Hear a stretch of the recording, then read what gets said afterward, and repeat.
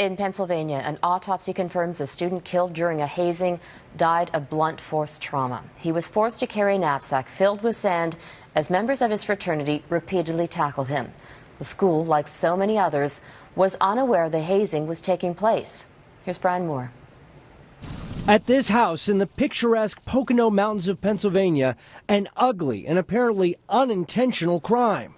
It was here, police say, the 19-year-old Chen Michael Deng died at the hands of fraternity members he had hoped to call his brothers. He's really strong, and it's just hard to believe it. Deng's death has sent shockwaves through New York City's Baruch College.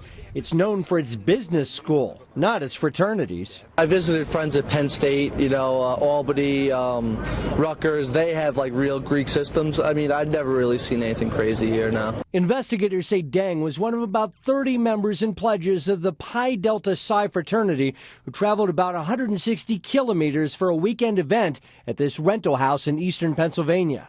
He apparently suffered a devastating brain injury during a hazing game in which blindfolded pledges are pushed and tackled. Police say no one called 911, and Deng wasn't taken to a hospital for more than an hour. A statement by Baruch College says, quote, it had no knowledge of this event and that Pi Delta Psi did not request permission, nor were they approved by Baruch on this matter. Hazing has been blamed for at least 16 U.S. deaths in the past 5 years.